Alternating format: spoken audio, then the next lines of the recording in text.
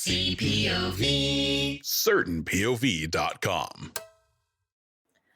Before we get started, I just want to give a special thank you and shout out to our podcast network, Certain POV. You can find us and all their other awesome shows at certainpov.com. That's CERTAINPOV.com. Hello, and welcome to How the Fuck, the talk show turned podcast where we chat with folks who know what the fuck they're doing and ask them how the fuck they got there. I'm your host, Katie DeMatteis. I'm also your host, Ben Martin Mooney. And I'm your thirdliest host, Zeki Alakaya.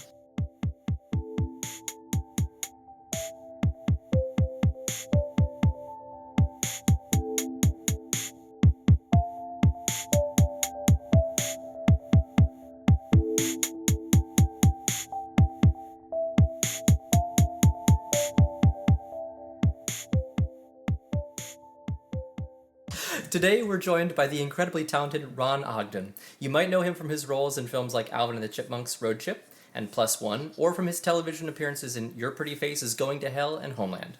On top of all that, Ron is also a master storyteller, and a professional dungeon master with an exceptional ability to herd a group of very crafty cats on the dungeon run. So, Ron, how the fuck? Well, I grew up in a military family, moved around a lot as a kid, especially overseas. I lived in Germany for a number of years. In fact, my brother, Reed, who I talk about a lot, during the cool downs of the dungeon run in the first season, I grew up with a different kind of perspective of the world, but also within a bubble of not such a great experience. I grew up in a very... I'm very open about this, but I grew up in a domestic abuse situation, and surviving that helped me understand how to move forward in life. And one of the ways I did that was I spent a lot of time in the library, and I studied a lot of pantheons from various cultures, starting with the Greek and Romans, because that's just sort of what came out of academia, but then moved into the Norse and Native Americans and Buddhist and so many of the different cultures, just because I couldn't get enough of the stories. For me, it was, especially Greek and Roman early on, learning that I'm not alone.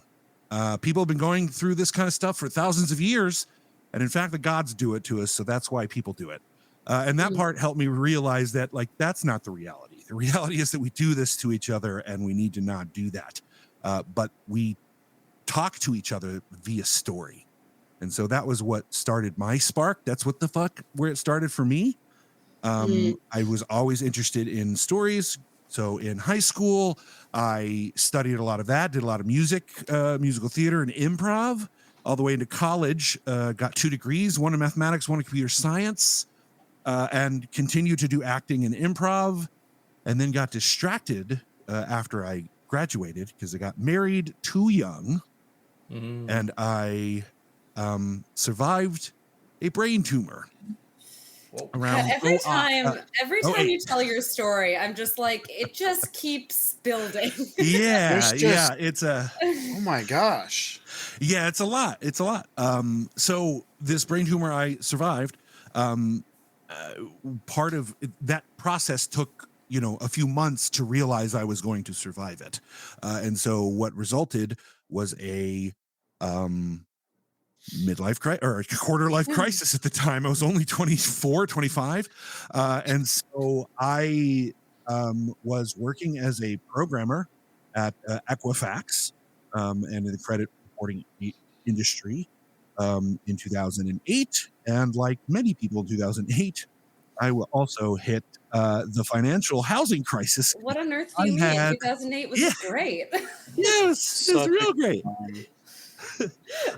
So I had one of those mortgages, and all of that sort of came to a head, and I realized I wasn't doing what I wanted to do, which was entertain and storytell. And so literally the next day after I got the first indication that there was something wrong with my brain, I went and got a bunch of headshots and sent them all out to casting agencies that represented talent in Atlanta at the time.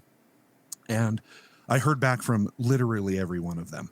And so it wasn't, it was crazy. Everyone I sent out to responded. And I got picked up by the People Store, which is one of the bigger agencies out in Atlanta. And I mean, the rest is history. I through the People Store, I did things like Your Pretty Face is Going to Hell, Homeland, +1, Alvin and the Chipmunks Road Chip. I did a commercial with David Arquette, Justin Kirk from Weeds fame, and Monty Python's oh man, hold on a second. Oh, my brain. It's gonna be so embarrassing if you can't get his name. Yeah, seriously. We're not gonna edit this part out. So please don't. No, show them. Please, I want people to understand how ADHD works. That's even I know my own reality. Like this is, you can look it up on IMDb.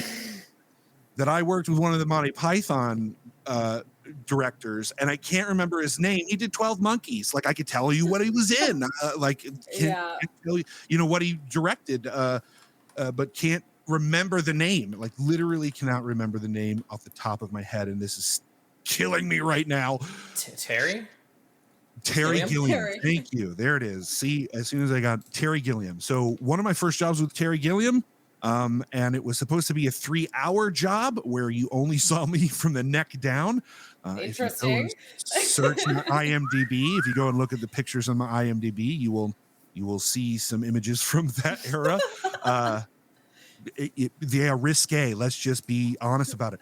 And it changed my life, man. That interaction changed my view on what storytelling really was, because I'd always told myself, oh, storytelling is like you read it in books. That's how people tell stories. Acting and all that, that's just, you can't really make money on that. You can't really do that. Turned out you can't. But even when you're successful, still hard to make money in acting. Who knew? But it formulated and made me understand why I was doing what I really wanted to do, and hearing it from people like David Arquette, Terry Gilliam, and Justin Kirk, being able to talk to them and get one-on-one FaceTime was a lot of advice, and I was very, very lucky.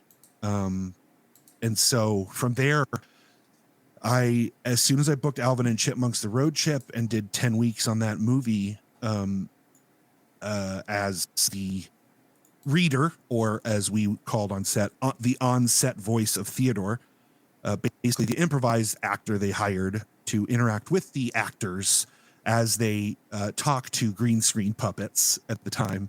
I was the actor for Theodore. And we were there every day, basically, for 10 weeks.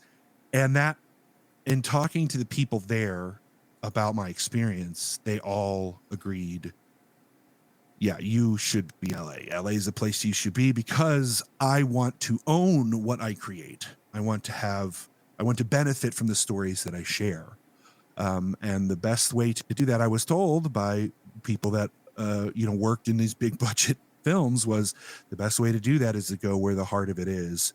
And the heart of it is LA. And so I literally sold everything else that I had left and moved out this way. And it wasn't long before I started booking, especially commercials out here.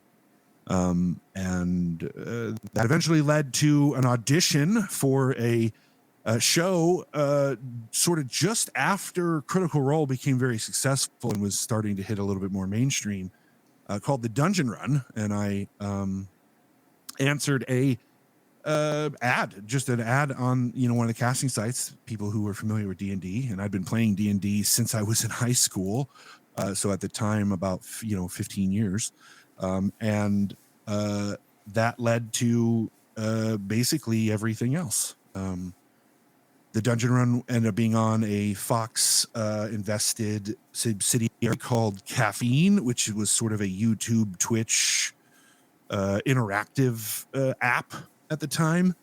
Still around.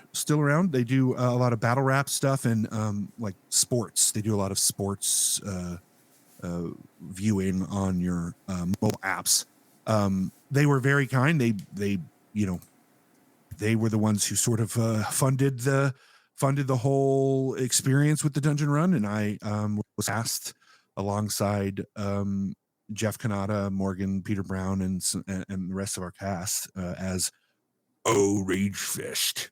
And it was, I used this opportunity to tell my story of, not in the same timeline or, even all of the same truth, but a lot of it being formulated from my own experience in growing up in the household that I grew up in, and speak to, the concept of ending generational trauma.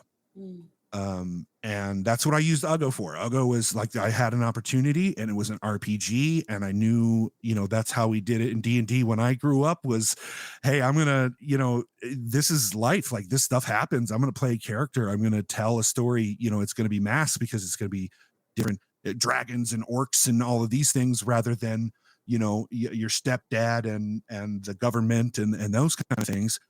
But that turned out to be the way to make money doing storytelling. It isn't a whole lot, the money is still a thing that isn't sustainable. And I think that's kind of what a little bit of the union strikes have been about, is that this kind of stuff isn't sustainable. And so the amount of work and effort that I have to do to maintain the ability to be an actor, both commercial and film and television, is a lot, and it's a lot for all actors who are serious about their roles and work. So that's how the fuck, y'all. I know that was probably supposed to be brief, but was one thing you'll learn about me. I honestly think everyone who's answered that question has been like, I'm so sorry. Did I take too long? I feel like I've been talking for forever. So you're in good company. I have kind of two questions that aren't in the script that piggyback off of that. I hate when I say piggyback. It makes me feel like I'm in a work meeting.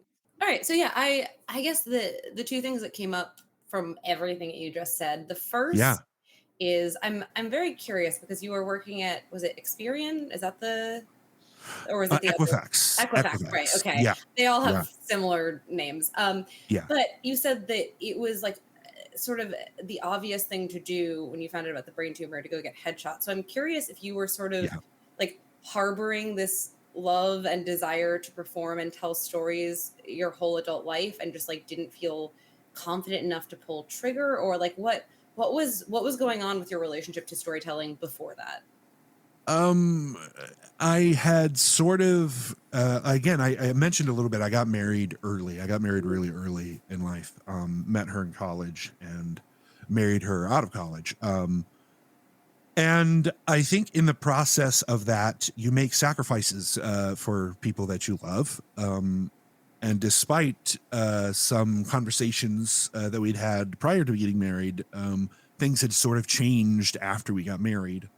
And, it's not all on that person, and I'm not even blaming the other person in any way, shape, or form. But that sort of natural tendency, especially the pressure from society, in general, when that sort of thing happens. And it was the South as well. There's, also cultural pressures there. But it became very clear to me one day when sort of realized that my partner had thought that acting was just a phase and I would grow out of it. And that made me realize that I had not been true to myself in that moment, because I had been very clear to them prior to getting married that this is a thing I wanted to do.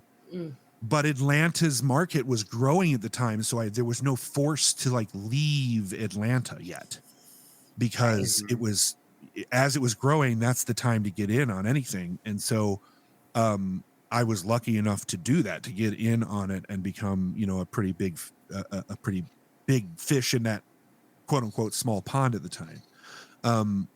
And that, I think, is sort of realizing that others were taking my cues on how the choices I was making for my own career, in like I wasn't serious about it. And that sort of, I think, when you're thinking about all of that and kind of coming to a realization of that, I think is sort of where it came from. I realized, okay, this is a thing I have told myself I wanted to do. And if I don't do it, then I will always wonder what if, and that will come with regret.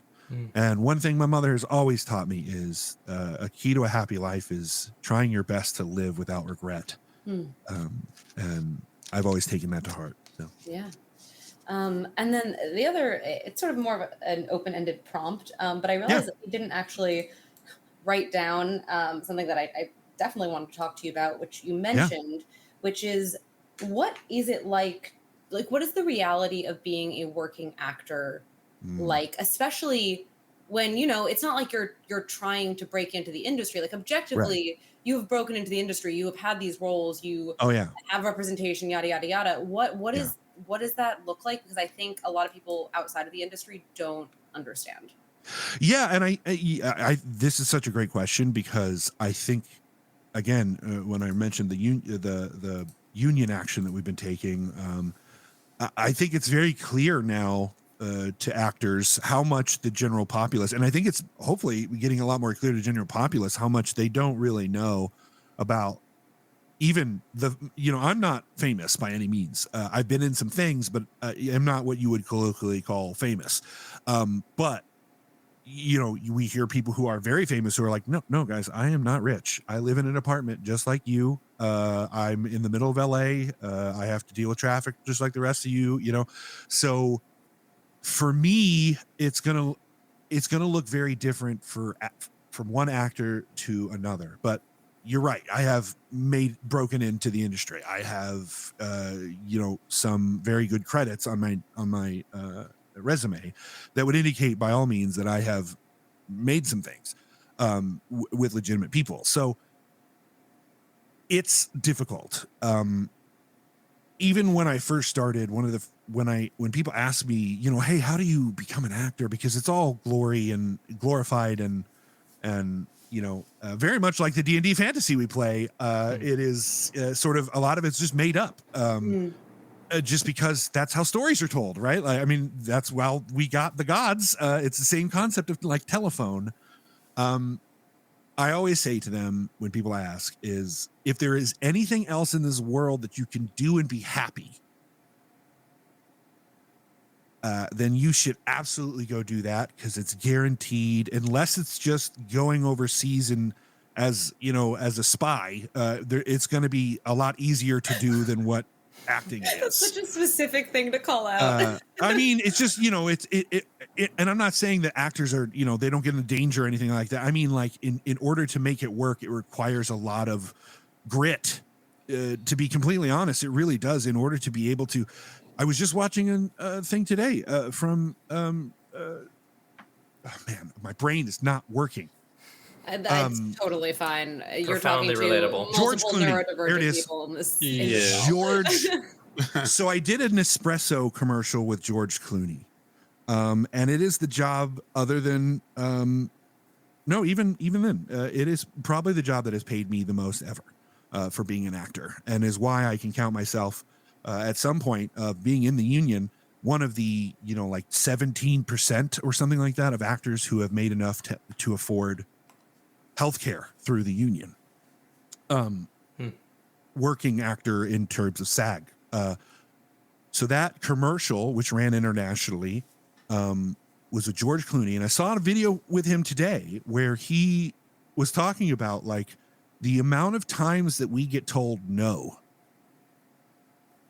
with no qualifying information. So all of your fears, all of those things, oh, they're judging me, they don't like the way I look, my eyebrow does this, I said this way, I took a step forward, my left foot instead of my right, all these things that your brain will, especially if you have anxiety and ADHD like I do, will make up for you. You have got to have a backbone that can fight yourself that way, because no one's going to give you any. The reward is you book the job. That's the reward. And a lot of really good actors don't book the job. Yeah. Yeah. So that's why they say it's a matter of time. You just keep at it, because eventually you'll book that job, but you have to be able to have the backbone and the self-preservation and to really just forgive yourself in order to do that. And 100% can say that growing up and having to deal with the trauma that I grew up with is the reason I can be an actor. It is the only reason I can be an actor, because I heard no every day from someone who's supposed to care for me. Hmm. And not just no, like a real rejection, like a rejection of a person, of personality, who I was, like what I thought, and so that prepared me. It sharpened the steel, as you might say. Forged in fire.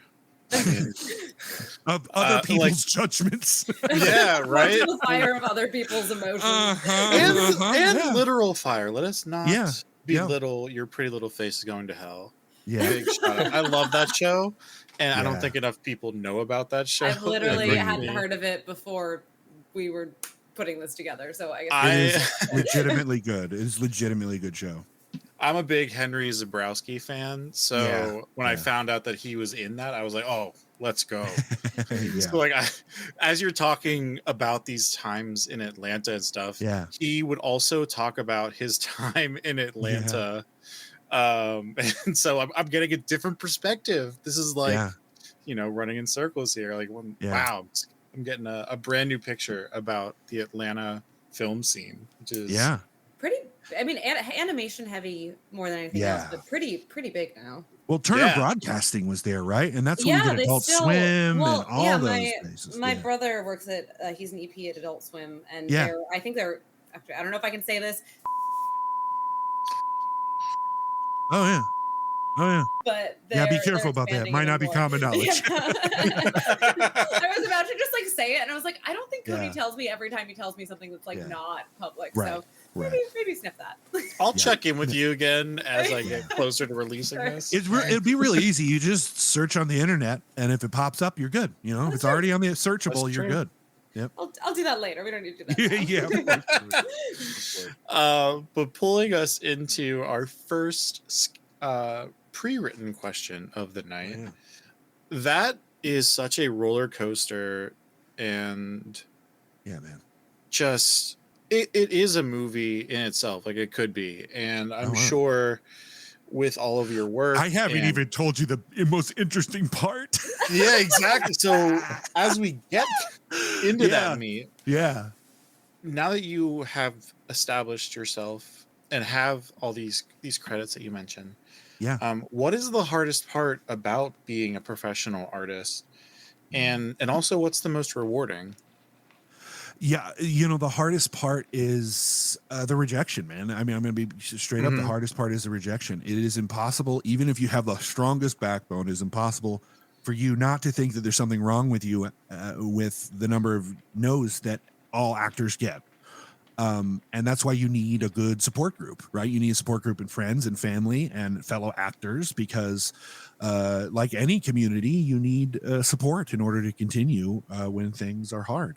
And we're in an unprecedented history in a lot of things, but especially in acting.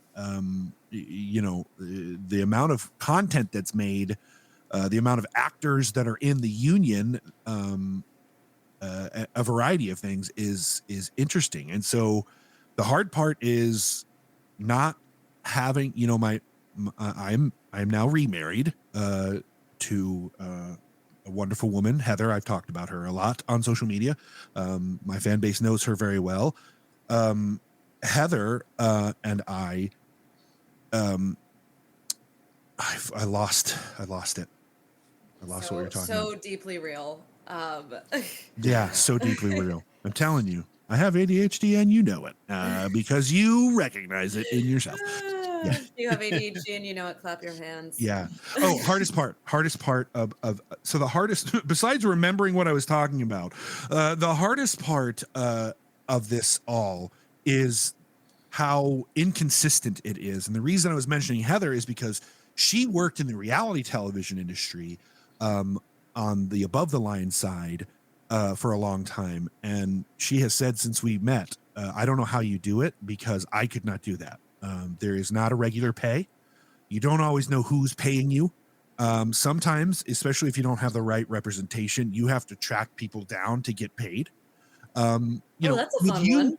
Yeah, I mean, that happens before you get into the union, right? When you get into the union, and it all comes in waves, right? You need an agent. You need, in my case, a manager, and in many actors' cases, a manager.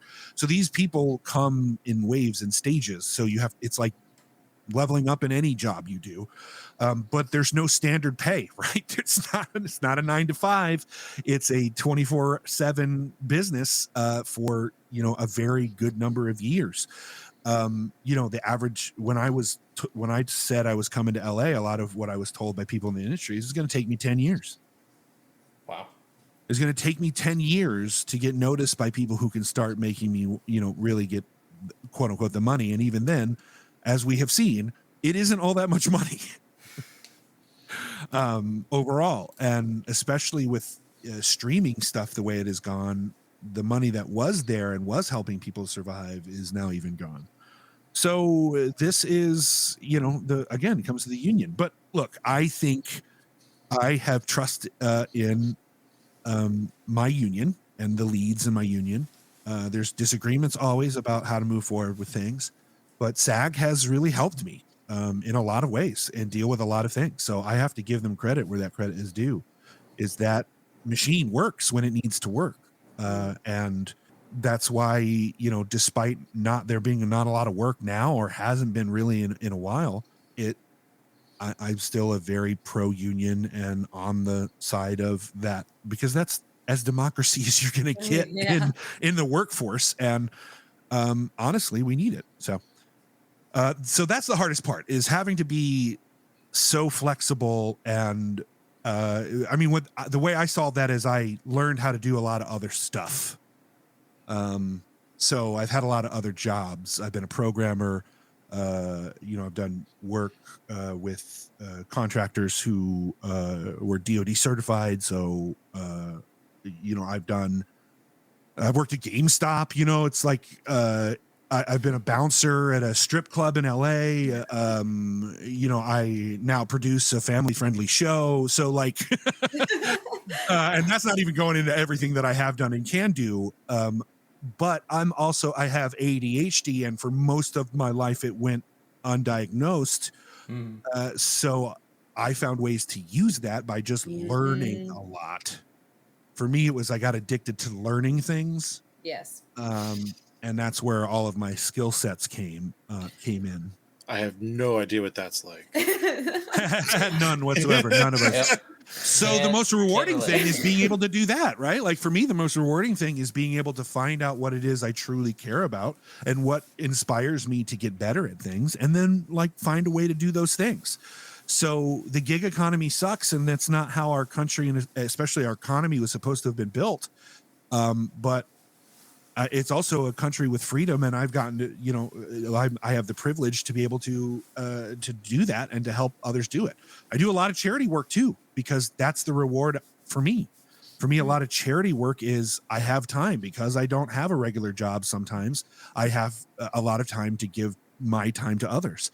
And so I did, especially with DMing, I do a lot of that kind of charity work. So for me, that's it. Hardest part is it's not a regular gig, and that means money is hard. But the rewarding part is it's not a regular gig. The money is hard, and that means I create art and I get to tell my stories. So it comes down to, what do you want to do? Like, what inspires you? This is why I say, if it's not what you can do and be happy, then you need to find something that does. This makes me happy, despite it being difficult. The challenge is part of what I like about it. Yeah. I mean, that makes complete and total sense to me. Yeah. We've talked a ton about like just being an actor and living in LA and yada, yada, yada. Yeah. And you touched on this a couple times, obviously, because we've talked about the fact that you are a DM for the Dungeon Run, but give a little bit more of a background around what sparked that passion for D&D. And Sure. I mean, what was it like to make the leap from amateur DMing to DMing on a show? Which, I mean, I talk about this all the time, how home games and performing are so wildly different and require almost a different level and a different way of approaching them. So I'd love to hear your take about that. So I grew up in sort of the heyday of video games, right? Like post Atari. I was sort of a young kid when NES first came out, Super NES, all that kind of stuff. So I grew up with video games as a way to tell stories. And so when I hit high school and eBay became a thing, a friend of mine, because eBay was, tailored to the rich. A friend of mine who was from a rich family was like, hey, let's get in together and get this AD&D set that was being sold on eBay. And it was huge. It was like somebody who had collected a bunch of AD&D stuff and then just like put it in one big post on eBay. And so we bought it and we split it 3 ways between me and my 2 friends. And running that, I started to realize that like video games weren't new. At least the concept of where they came from wasn't new. So what was new was that now you could use zeros and ones to make it happen. And eventually, programming and whatnot, because that's why I even got into programming as a job. And what I was doing at Equifax is because I wanted to make video games. But financial programming was what was available in the South. And so I didn't go to LA to become a programmer. And I was like, I'll stay in the South and work for a large company here. And so that jump in high school was like, oh, okay, this is gamified storytelling. It's just a game where you have rules that help you tell stories. And so I really got into that. And that led me to improv in college, because a lot of the people who play improv also happen to play D&D. They seem to go really hand in hand because surprise. And in discovering friendships with D&D, I started doing LARPing. And the kind of LARP that I was doing in the South was essentially full contact over an entire weekend in one weekend, from midnight at Friday, midnight Saturday morning, Friday night, 11:59 p.m. Friday night, till 4 p.m. on the following the next Sunday. That Sunday, you inhabited one character in the woods in Georgia at a campground, and it was immersive, and it was an event. 150 people every weekend that we did that would go and do it. So I did that for like 10 years. Damn. And so I learned sort of almost like glorified haunted house storytelling, but with D&D mechanics built into swinging PVC pipe at people with insulation foam around it, and using one film canister of bird seeds to make a spell packet that I could throw so I could cast spells. This was that, doing that for 10 years is what taught me how to act. It's really what taught me how to act, because they took it very seriously. It was a very serious thing. Like stay and play was, and it came with its own issues, and it was a different time. Could not do that today. Absolutely could not do it today, and probably rightly so. That kind of insulation community can, as we have seen, get peppered with extremism, and that was ultimately why I walked away from that kind of stuff. From that thing was because it got sort of filled with some extremism, where I started to see the layers peel back. But that intensive character study was what taught me how to act, and I was like, this is storytelling. It's improvised storytelling. Plot team has an idea. That what we called our DMs was a group of plot team, what we called the plot team. It was just a bunch of them that ran it. And the head of plot was in charge of the overarching story for 150 players at one time. And so learning that, I started to volunteer for plot and started to understand how, this had come about. And it would just, I became a dungeon master out of college because I was the only one who knew how, in my friends that I got from work and all the community stuff that I was doing. The only one who knew how to DM was me. And so I sort of naturally became the dungeon master and did that for, all while I was doing all the LARPing, but playing on the weekends when we were playing regular D&D up until, right before, I still do it, every twice a month for my home game. But that was, I got to tell stories, and people were happy to listen to the stories because they just wanted to be playing them. They want to be the characters that are inside them and make decisions. And that really taught me, all of that experience taught me how to sort of learn to become a player's DM, where your choices and your backgrounds are what this story's about. I have the things that I've generated, but they'll change to fit around your story, to fit around your life and your stories. And so that's sort of what led me from, from the screen to tabletop, because then I got the offer to, for the dungeon run, which was on screen, but to play. And I hadn't played really in a very long time. Ogo was one of the first characters I'd played in probably 7 years at that point. Wow. It was just a character that I had always really enjoyed. But a lot of that was sort of made up for the casting. And so when I went in and they liked it and then they hired me, I paid attention. Jeff Kanata, who ran the first season of the Dungeon Run, is what I like to call a novel DM. He's the DM who thinks like a novelist and makes it work. But like a novelist, he suffers for it. It's a real love. It's a real pain and love situation. I'm not even joking. Like, that man worked innumerable, uncountable hours to make such a good story as he did. And honestly, I am still in awe of what he is able to do, especially with our team, who was just crazy hijinks. But he made a real novel-like story out of that, and it you could tell. I mean, our following was huge for being this unnamed app. And then, of course, the pandemic hit, so that changed. Pandemic was a big leap for me for professional DM, because then I could, I was already doing charity work, and so some people started to pay me to do that for them as well. So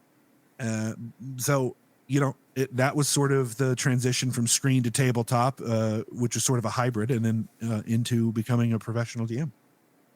That's super cool. When Jeff left, Jared and I took over for the second season, and then Jared had at the beginning of the Dungeon Run, Jared had a baby, and then he had some life changes that he had to take care of, and so I started running solo DMing for the Dungeon Run in our chapter 2, and since I've been doing it then, helping produce as well as DM, and I do all the printing and painting of the minis, and a lot of it. I do a lot of it by myself, and Morgan does a lot of like setting up the actual show and getting us all wrangled to tell the story. So we've really tried to make it a 2-man group, and really work at it from 2 different angles and really make it work. And we've been going great.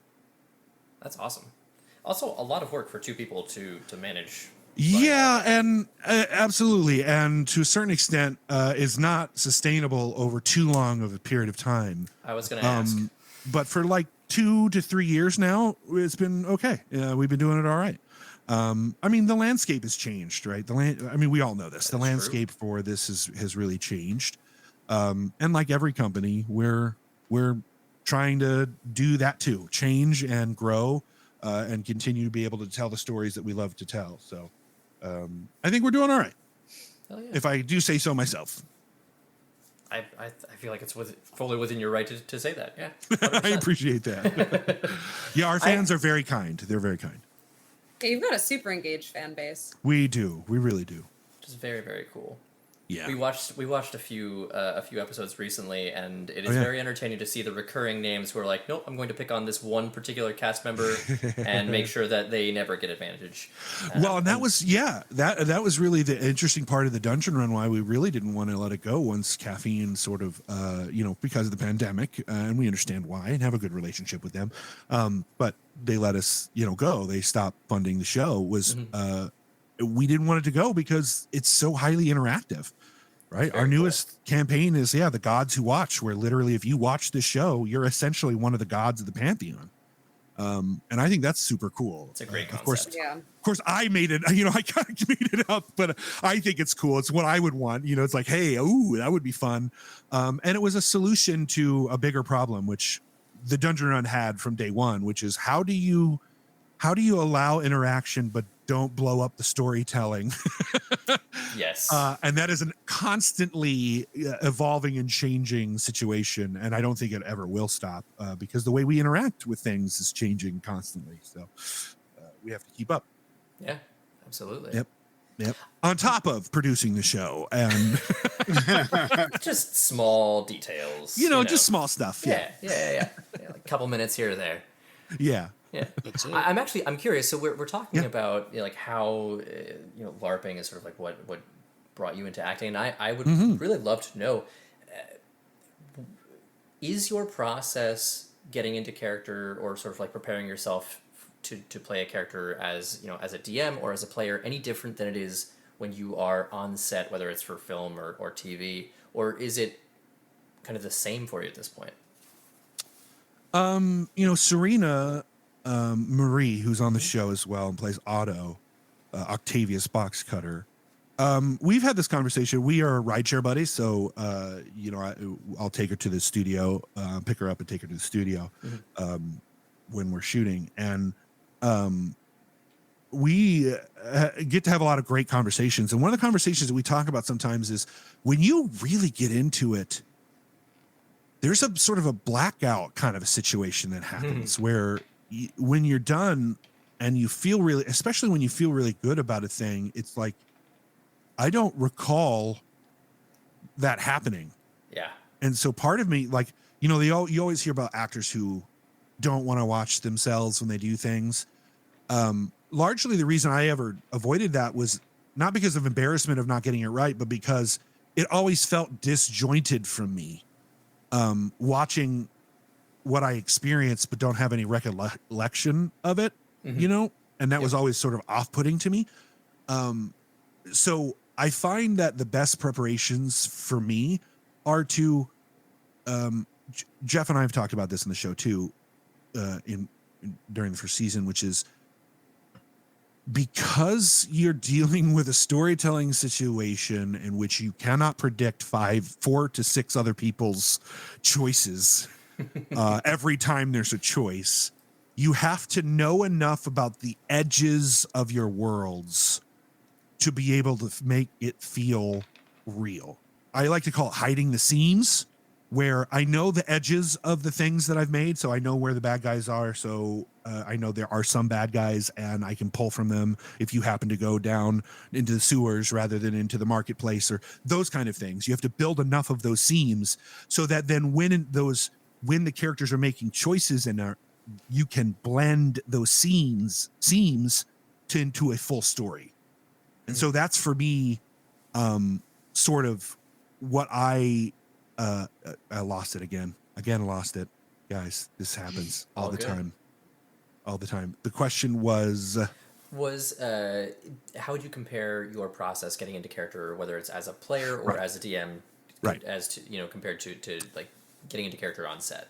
Right. So those seams exist in my experience in acting as well, where I begin and where this character choice it strays from who I am. And so for me, the visual is, because I'm a visual person, for me, the visual is those seams where I'm trying to use my own experience enough that it can inform what the character should be feeling. So I may not have, experienced some traumas, but I have experienced trauma. And so, understanding and connecting with how that made me feel in the moment, the camera does a lot of the work. So I just have to translate that in like, no, I feel this thing right now. And you as an audience member will make the connection easy because the camera helps you do that. The problem is with that kind of acting, it can sometimes hard to get out of that mindset, right? Like when you blend the lines like that, you can lose sense of self. And so that's again why it's so important to have a real sense of your own identity when you become an actor.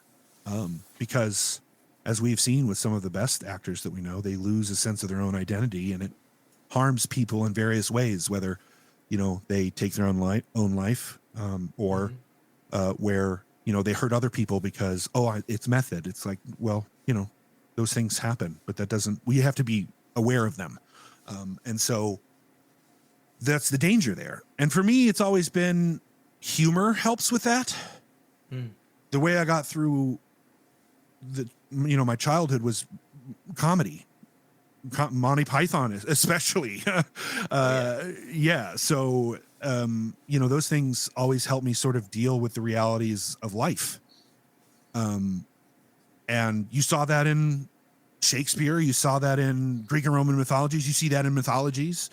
And so again, it was just sort of that echo of like, okay, I'm not alone. Again, this is a survival tool and a technique. And so that was sort of it for me. Yeah. Cool. Very cool. Also, I think something that we can all relate to in terms of both the sort of like kind of losing sense of yourself when you finally like clicked with the character, but also using humor as a defense mechanism or coping tool. Yeah. Yeah. And for me, it's coping tool, but also like a place to balance, right? Like humor is, I do a lot of I like a lot of philosophy, especially post college when starting during the brain tumors, really when I got into it. And I talk a lot about pessimism of strength, which just means, life is going to hurt you, but the key to any failure or mistake is learning from it. And as long as you continue to do that, then you are progressing. And as you're progressing, then you are living life. And that is joy. And again, as I talked about earlier, like a challenging thing is what gives me a lot of motivation, is when something is hard to do. It motivates me because I get to learn. And I get to experience a change in myself. So that's one thing I've noticed in my experience sometimes is that a lot of people don't run towards change. They run away from it, right? Change is and look, every time I've had change, it's anxiety driven. Of course, it's anxiety filled. But through a lot of this stuff that I, storytelling learned is like the whole Aesop's fable is about change happens. And as long as you're working on it and preparing for and learning from the things that happen in your life, then you're moving forward well. Beautifully put. Kind of like continuing in that same thought, and I kind of want to expand on that a little bit. Yeah. So among all of these really great roles, can you think of one specifically that was maybe the most challenging? And, maybe you could expand a little on how humor specifically, like helped you approach it, as you have mentioned, is like a really good way to kind of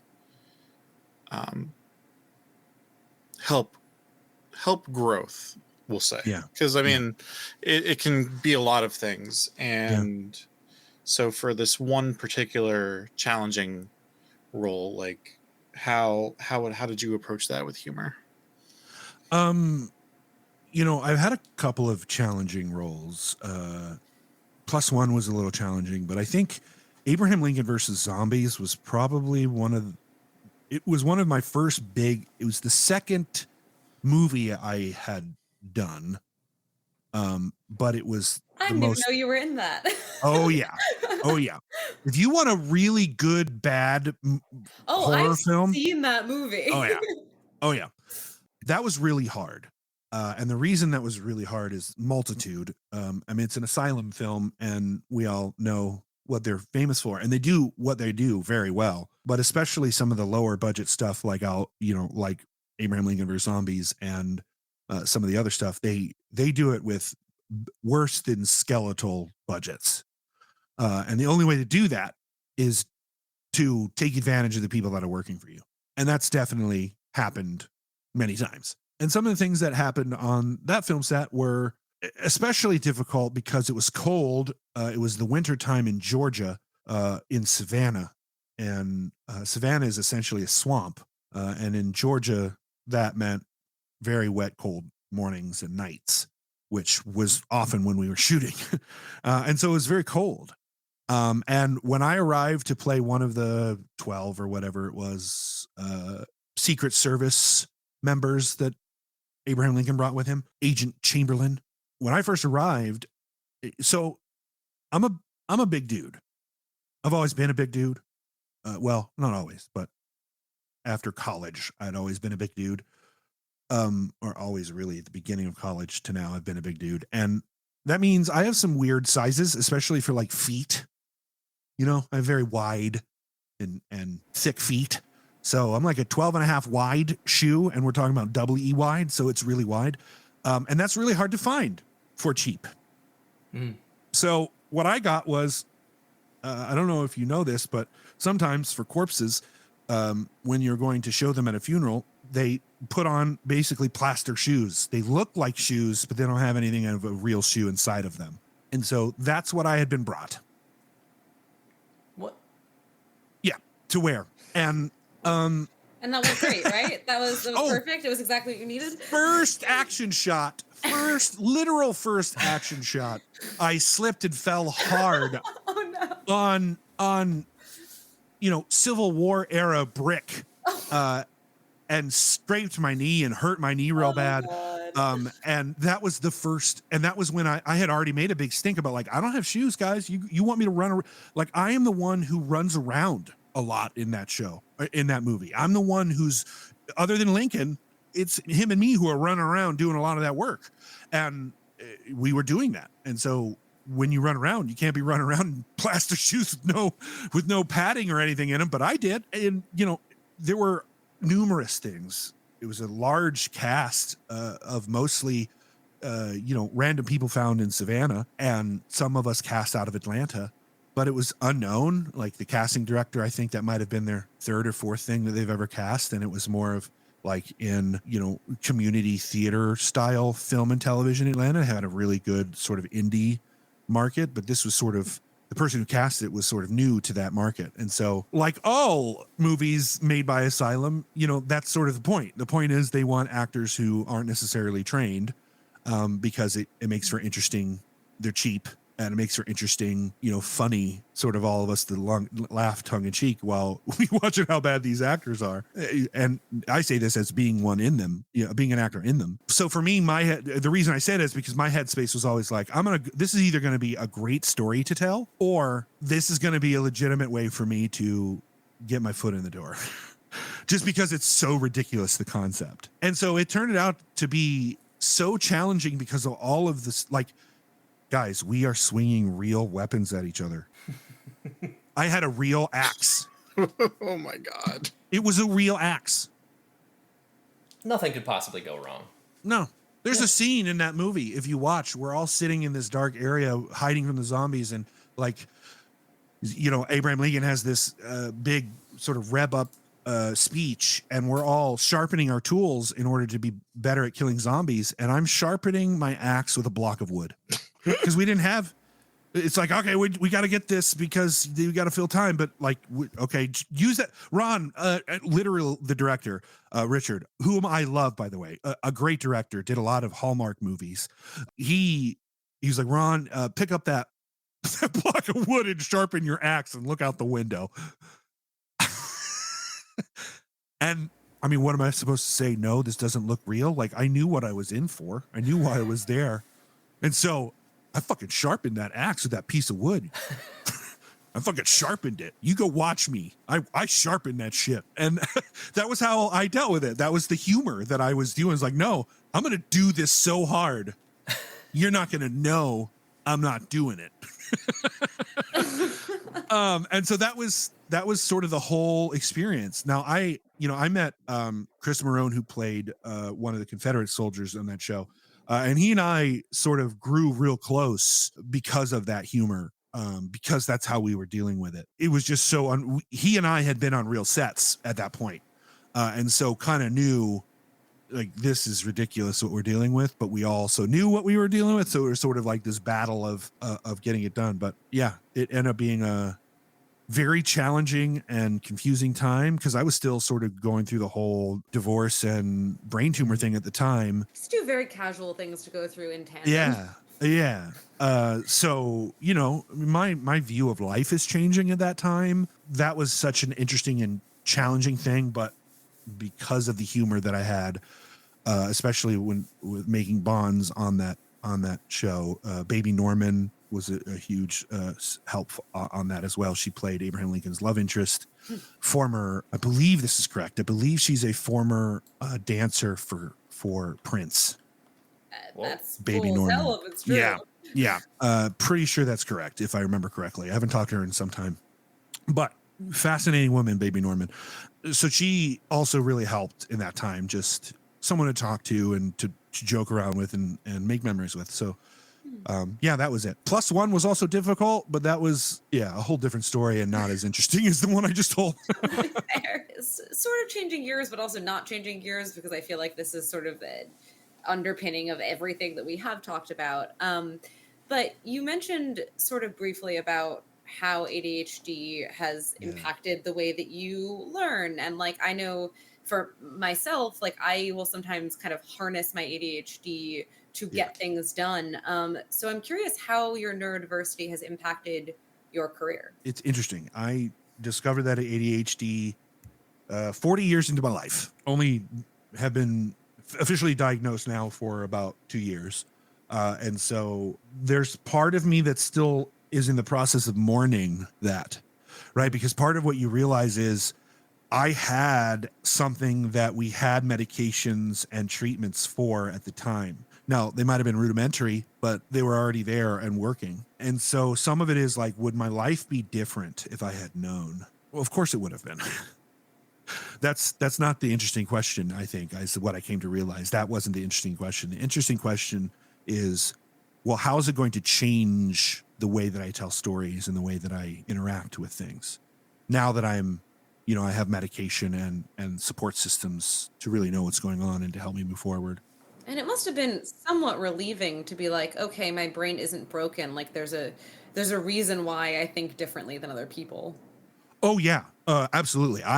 As much as an actor and creator and storyteller, I'm a programmer. I studied, computer science, mathematics. I have a degree in mathematics. I interned at NASA.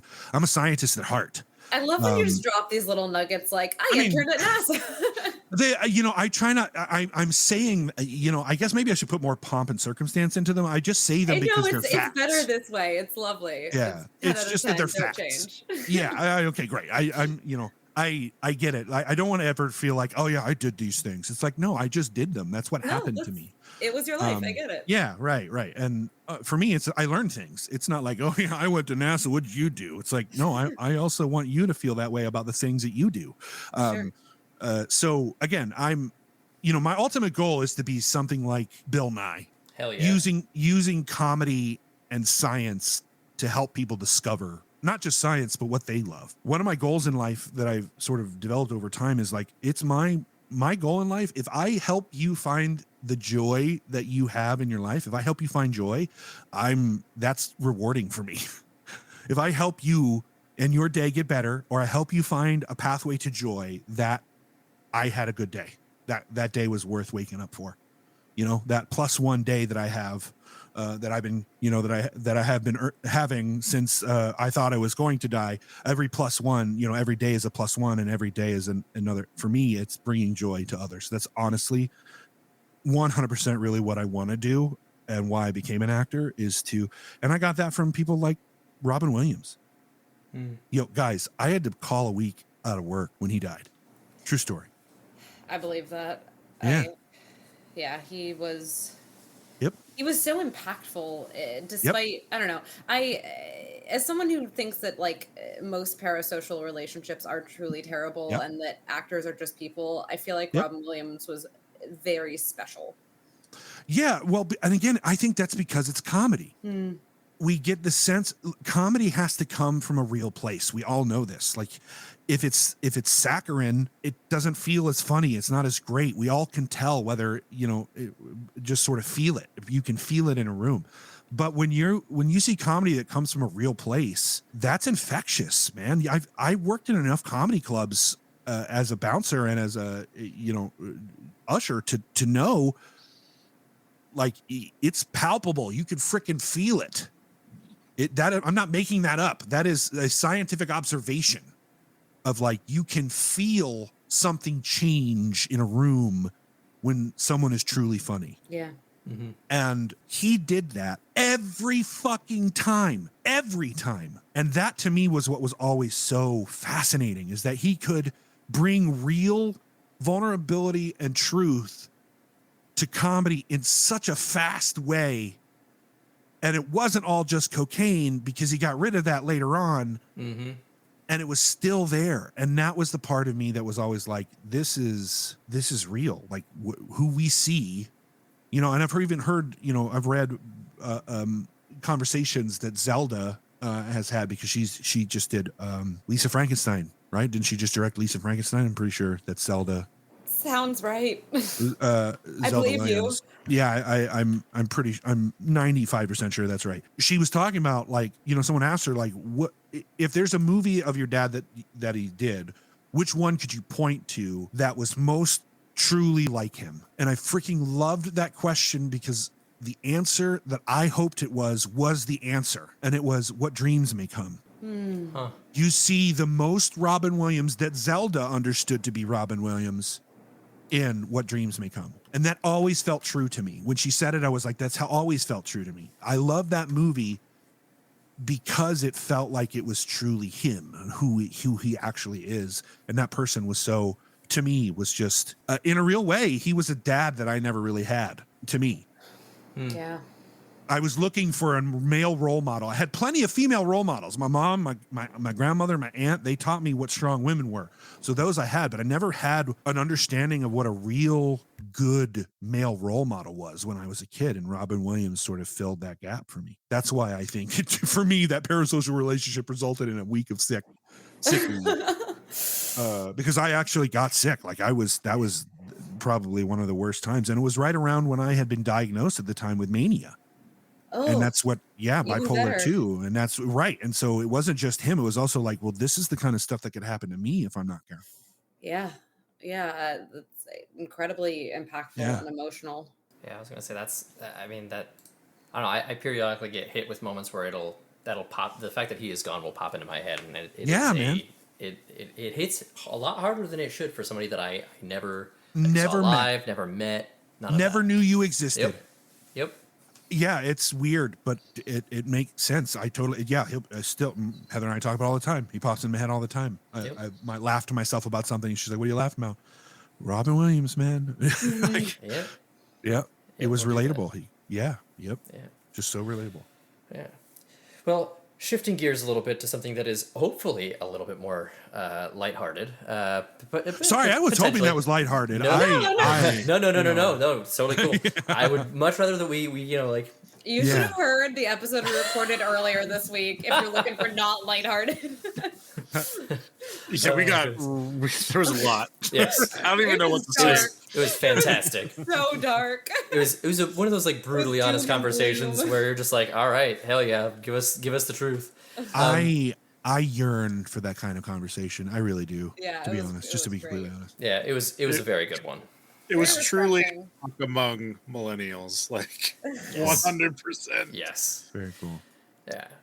But okay, so let's take a step into a slightly different category. Still something we've been talking about though. So you have a life outside of DMing and acting, and I'm curious, as somebody who has to prepare for an ongoing campaign that is something that people around the world are expecting to see and enjoy, and there's a certain standard of professionalism that comes with that. How do you manage to balance your preparation and for DMing with your preparation for what you might be doing acting with being a partner and having a life outside of all that? It is complicated and requires you to do a lot of planning. And the only way I can do that now is because I'm on meds and I have a partner who is willing to help me keep those plans, because that's what she does for fun. That's extremely helpful. I was going to say, people with ADHD famously not amazing at planning. No, and I'm still not amazing at planning. What's that? Yeah, still. In fact, today I had that same issue in time management. I picked up my wife 15 minutes late because I just got hyper focused on something and needed to get it done.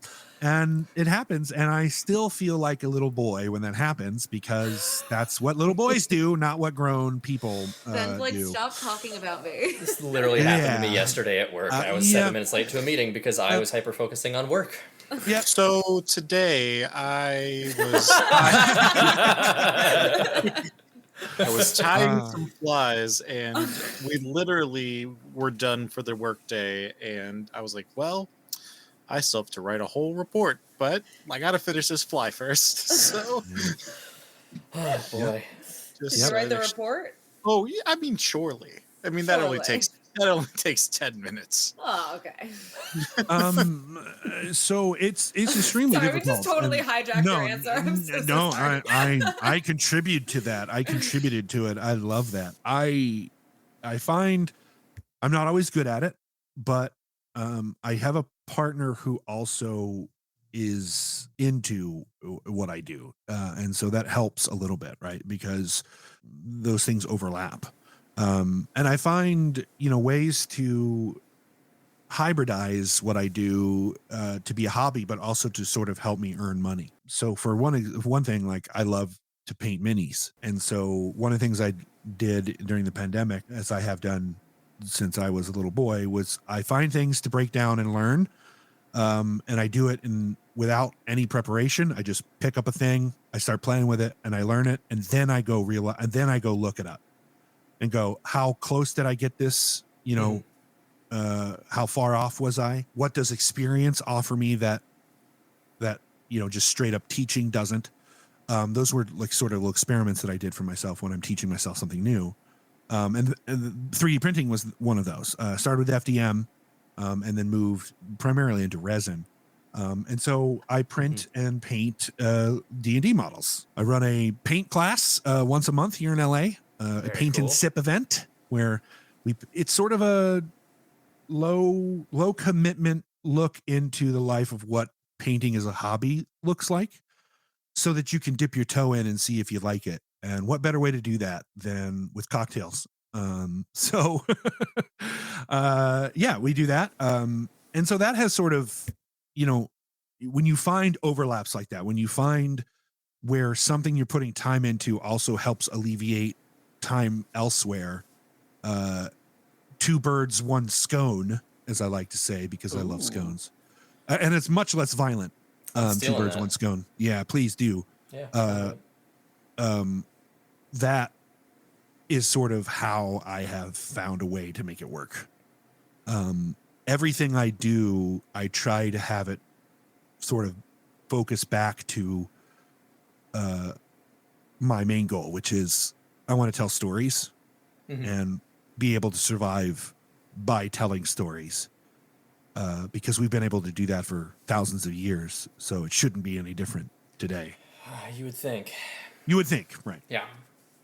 And if it worked like normal, it would. But it doesn't work like normal. So, oof. Yeah. That's a whole nother podcast. I was gonna say that's we won't. Let's not even touch that tonight. We can come back to that another time, because I would love to get into that, and I'm sure Katie and Zeki and we feel already went down similarly. the dark. We already went down the dark path. So let's not. Yeah, join us. For We part must two, go towards the everybody. light. Yeah. And speaking of the light, so you got the opportunity to play a very iconic character that I think, I don't think I'd be wrong in saying, of all the roles you've played, it's the most culturally well-known, just because he's had incredible longevity as a character. What was that like? It was a fascinating experience. I'm talking about Alvin and the Chipmunks, to be clear. I realized I didn't say what I was talking about. Yeah, you did. Yeah. ADHD. Well, you knew what I was saying, and that's important. I was just sitting here waiting for you to also drop the names so that our listeners at home could know which of Ron's many credits you were referring to. Yeah, well, you know what? Ron knew what I was talking about. I knew exactly what you were talking about. We were on the ADHD wavelength. I think all four of us on this call were like, yes, obviously, this is the one that you're referring to. It just comes to show you that we all communicate. There's another level of communication between people who have ADHD. Alvin and Chipmunks, I'm credited as a reader, but that's a very business term for a role that is essentially the improvised actor who provides the voice of the character to the actors who are acting opposite of the CGI chipmunks. So, voice actor. Correct. That's what you would normally call that. Yeah, no, I'm saying that very specifically because it's an industry term that has a lot of problematic history right in it, if you ask me. But I've also gotten jobs as it, so I like having jobs. So I'll leave it at that. I won't say any more beyond that. But yes, thank you for identifying that as, yes, a voice actor of Theodore. And man, I loved that. That was a lot of fun because we knew at the end we were only informing what was being said, that the script would change and the famous actors who actually voiced those characters would say something different. They didn't really. They said what we said. If you go, as I went and watched that, I was like, yep, this is a lot of what we actually said. You know, it's written. So we were reading written lines, but we were also offered the opportunity to improvise a lot. In fact, one day on the set of Alvin and the Chipmunks Road Trip was a scene early on in the movie where Theodore is sort of they're at a miniature golf location, and Theodore is on one of those windmills, and it's like the backs of his shorts is like picking him up, and he's sort of just going around on this windmill round and round. And while every time he comes in a camera view, he's singing a different song. Just by himself, just sort of, because he's empty-headed and that's where he's at, and that's what he was loving to do despite needing help. He didn't even know that he needed help. He's just sort of, singing these songs to himself. And so on the day, one of the reasons they hired me is because they knew they knew I could sing.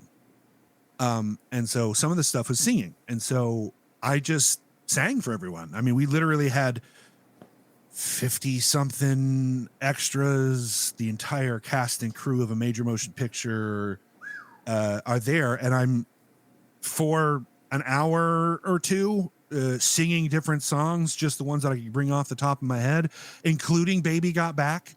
10 out of 10 song, which in fact got used in the movie. Amazing. Yep. In some of their trailers, they use that song, and I guarantee you 100%. The only reason that was because on the day when I did it, the reaction you're getting from extras and the cast and crew tells you everything you need to know. Mm-hmm.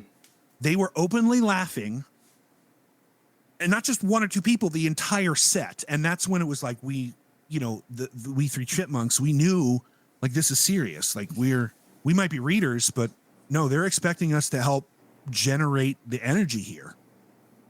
That's why they hired improvisers. And so when I started to realize that, I was like, okay, I might not be able to be an actor in this film, because if they do that, then union stuff changes and money changes. But I can actually have some impact on this. Might be a real tiny amount, but the benefit of it was I was both really a cast member and a crew member. That's kind of cool. Which was super cool, because that meant we were on set all day, like a crew member would be. But we were sort of often treated like cast, especially by the cast. So that was super cool too. We got, it was a lot of opportunity to bond with the cast as a whole, but also bond with the crew and like learn what they do, and like how the set works in such a constantly around situation. And that was super, especially for somebody who likes to learn things, that was super eye-opening for me and very helpful into understanding how the film industry works. I met John Waters. I met Flula. I met the monkey from Friends. That's wild. Dude, it was wild. Did you do a chipmunk Tony voice? Hale? Oh man. I often did, yes. I changed it more to like young kid. Okay. Yeah. But yeah, I would affect a voice, because that helped. That just helped. That's what people would hear anyway, so it helped. But yes, I definitely did it more of like a young kid affectation. And Theodore, I think, is a little easier to do that because he's the empty-headed one. And I got to say, the Bagdasarians who own Alvin and Chipmunks IP, some of the kindest people, truly. The people who own Alvin and Chipmunks, very, very kind people. That's really cool. I appreciate them. Yeah, it's super cool. Sweet. Yeah. Did that answer the question? That did answer the question. Great. I think it's also really cool to get insight into the production process of a movie like that, where you're dealing with the live action versus animation. Because obviously that's certainly a genre of film that has existed for a long time, but there aren't a ton of movies, especially movies where the main characters are the animated ones. Yeah. I could probably list the ones that I know on like a hand and a half, if that. Yeah. Yeah. It was super interesting to see, because it was essentially, for me, the first movie that I ever saw that was like that was Who Framed Roger Rabbit. Yes. Great movie, by the way. 10 out of 10. Great movie. 10 out of 10. Very good movie. Very good movie. Still holds up. Love it. Hey, fuck you, Ben. Ed, get the fuck out of here. You will fucking fight. Fight. Listen, I'll Through just run the away. microphone. I'll run away. Well, that's fair. Ben's like, I'm a coward. No, I just know when it's not going to go well. There's a difference. I'm advancing in a different direction. Advancing backwards. Yeah. No, I'll be facing that way. It'll be No, forward yeah, for if me. I turn that way, it'll be forward. Yeah, it's an advance. That's true. This fucking guy. Help. Oh my goodness. So I guess again with our divergent show tonight, we're going from like very big highs, with like Alvin and the Chipmunks, to more of an like back to your origin. You know what I mean? The humble beginnings. What would you? Zeki, what the fuck is this? Let him cook. I love it. Let him I cook. love it. This is Great. excellent. I was just going to ask what advice you would give somebody who is just starting out as an actor or a DM. Is there any lessons that you may have had to learn the hard way? Yeah. Yes. Don't steamroll people. For sure. Yes. Agree with that. That I learned the hard way and learned it early, luckily enough. But I think that goes for both DMing and as an actor. Like, don't ask. And if people say no, it's okay. That's the worst they can say anyway. So great. Where it sort of differs is I think anyone can be a DM. I don't think anyone can be an actor. Could you elaborate on why? Sure. Yes. One is a way to do a thing that we all do. Tell stories. DM is just a storyteller. You do that when you wake up. There's no script in your life. You're telling a story every day through your actions. DMing is the same thing. So you already know how to do that. Acting is an industry where you don't have any control on a lot of it. In fact, most of it you don't have any control over.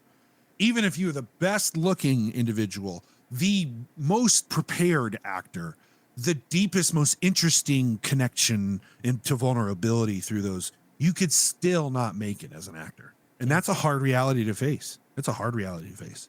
In my head, I still haven't made it as an actor because that's not what we were taught acting was. For us, it was, especially when I grew up, is, big movie. I don't have to work anymore. I can focus on charity and I can focus on other things and I don't have to work anymore. And that was all a fabrication that I made up. And only the tippy toppy of all the people who are actors get to do that.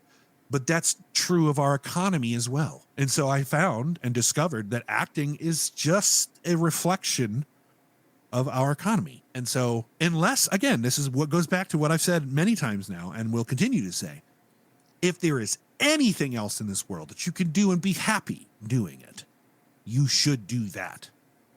But if there is nothing else, then this is absolutely what you are called to do. But no, that's what it takes in order to do it. Yeah. DMing can be similar, but for, like Katie mentioned, at home DMing is different than professional DMing. Yeah. Massively. Massively.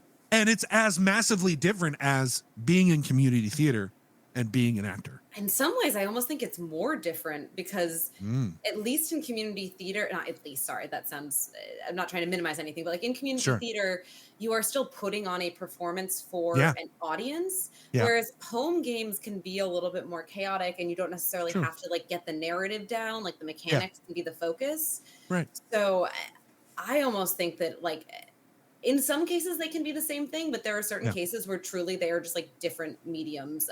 Yeah, for sure. And I was sort of mentioning that a little bit when where anyone can be an actor, not anyone can be an actor. Anyone can be a DM, not anyone can be a professional actor. And I think the same is true about DM and professional DM. Sure. There's a different skill set. not everyone's made to not everyone made to be the bard. Some of us have to be barbarians. Some of us have to be the paladins. Some of us have to be the rogues. You know what I mean? Yeah. And that's okay. But decide that for yourself. Find that for yourself. That's all I've ever done. That was the best advice I was ever given in acting, which is there are uncountable places you could get information on how to act, how to be an actor, from existential sort of teaching all the way down to the actual like business of acting, of like taxes and all of that, by the way, which is a nightmare and very expensive for part of why we don't make a lot of money is because the business itself is being an independent is just, it's insane. Anyway, not what I want to get into, right? Because we skipped over it earlier. So that is, all of that is wrapped up in that. Whereas, when you're DMing at home, it's you and your friends. Like you said, Katie, you can get into the mechanics. You don't have to be all that great with narrative. And it's an excuse to laugh and eat snacks.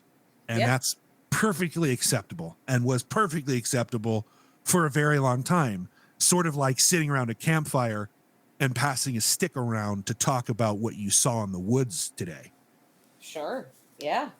That's a actually really apt comparison. That's why I storytell. Yeah. That's the comparison that I use to tell. That's storytelling to me. Sure. Yeah. My brain works like my brain. Oh, I mean, none of our brains really work, do they? It's fine. Fair enough. Or this is how much really my brain works. Or they work great, and they're working exactly as intended. It's a feature, not a bug. Heck yeah. Right? Yep. That's pessimism at its core right there. Feature, not a bug. Feature, not a bug. The other part of my philosophy, by the way, that I didn't mention was Epicurean. So I call myself an Epicurean pessimist, and the Epicurean just means live for pleasure, man. Like, obviously, don't be a hedonist, but live for experience that helps you grow and inform who you are. And if you're changing, you might as well. If you're not changing, then you might as well be dead. Yeah, I like it. Now, I mean, that's just my viewpoint. It sounded very like. Yeah, but that's just what I believe. You don't have to believe it. What I do. That's how I look at it. If I'm not learning or changing, then I'm not growing, and growth might as well be stagnation. Why do you think that you're a pessimist? Because I feel like, I mean, I totally, if it's how you feel about yourself, then I totally believe you. No, it's not a feeling. It's classical definition. Okay. Fair. Yeah, I feel like you're always very positive. No, again, pessimism as a philosophical concept is a lot like theory in science, right? We all say, it's just a theory. It's like, well, no, but theory is a fact, though. Like in science, theory means we've tested this enough for it to be true most of the time. Enough of the time to say this is probably true. So pessimism in a philosophical concept is a lot like that. It suffers from that. It gets a bad rap because people go, oh, you're a pessimist. You think the worst of the world. It's like, no. That's not pessimism. Classic pessimism is the world doesn't care about your feelings. That's just it. That's just a factual definition. That doesn't mean your feelings don't have any weight or any purpose. It's just the reality around you doesn't actively care about feelings because it doesn't actively care. And so from that source. I don't want to get off the rails here, but would that not just be realism? It is also a form of pessimism is a form of realism. Yes. Huh, cool. That was the question that I had. Bunking around my head. Again, I feel like we could go on a tangent here for longer than we probably should. Nietzsche talked a lot about the pessimism of strength. Yeah. Maybe before he went all Ubermensch. Well, you take the good with the bad. Yeah. Maybe we do a second episode at some point where we get into philosophy and the structures of capitalism in this country and all sorts of other fun things. I love that. I would love that. That'd be a good time. In the interim, we do have one final question for you, which is kind of a two-parter. So sure. So looking into the future, do you have any like specific aspirations in the realm of acting and within the D&D community?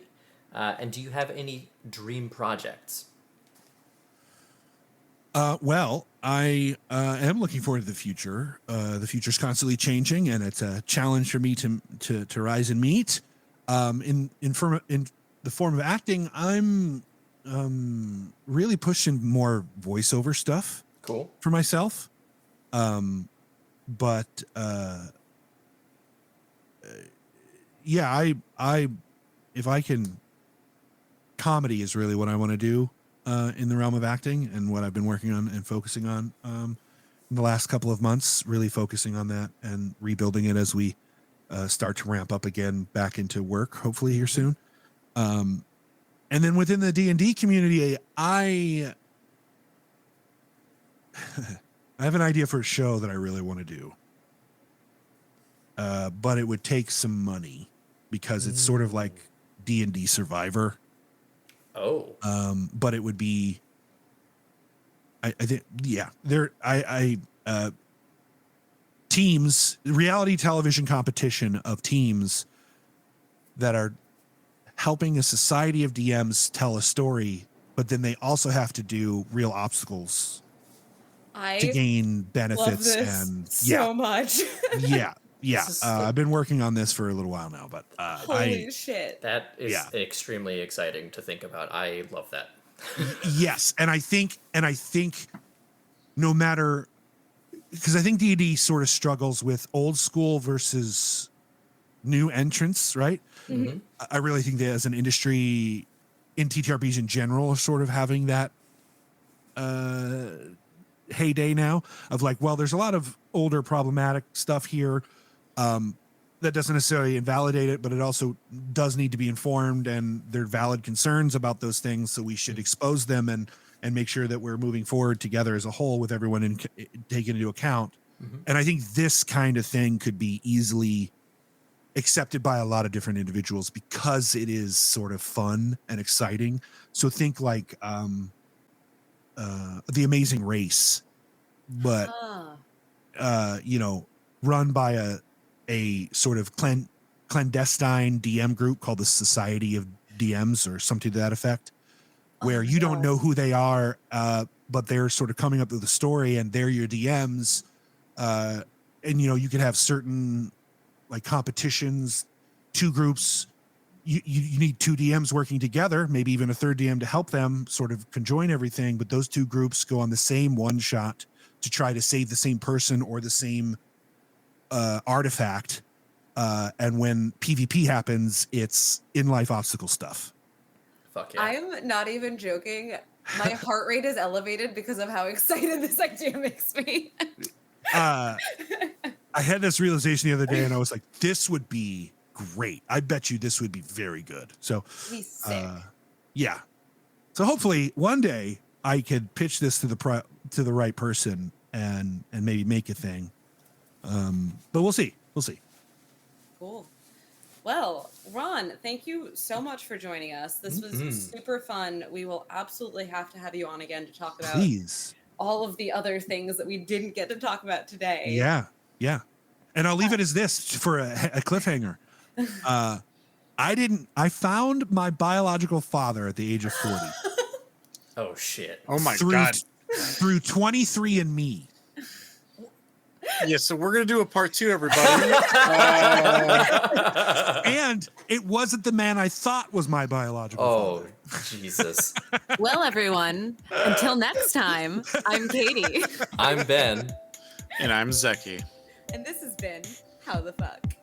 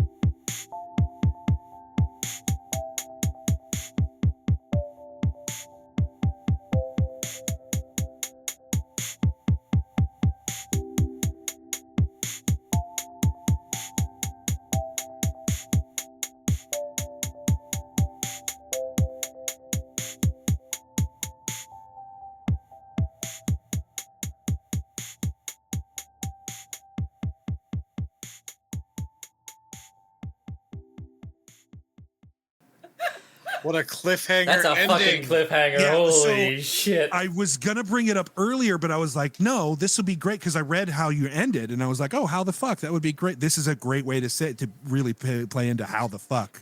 Because, yeah, that cliffhanger is, wait, how the fuck? Truly. Yeah, truly. Yep. That is probably the most accurate way that the name will be applied over the course of the entire series. Great. Hey, Nerf herders. You sure you want to go with that? Hey, everyone. There we go. More inviting. Have you ever had a movie that you really wanted to love, but something holds you back? Or one that you did love in spite of a flaw? Well, I'm Case Aiken. And I'm Sam Alisea. And on Another Pass, we sit down with cool guests to look at movies that we find fascinating. But flawed. And we try to imagine what could have been done when they were made to give them that little push. We're not experts. We just believe in criticism. Constructive criticism. Sure. So come take another pass at some movies with us. And every now and then, we can celebrate movies that did it on their own, too. You can find us at certainpov.com or wherever you get your podcasts. Pass it on. Today, we're joined with the incredibly talented Ron Ogden. You might know him from his roles in films like Alvin and the Chipmunks, Road Chip. Gosh, that nearly tripped me up. And Plus One. You already got tripped up at the top. Listen, lady, we don't need to talk Just about saying his name. I'm going to redo that. My eyes went down to Road Trip, and I was like, I'm going to screw that up. And then I screwed up before then, and it's just a great time.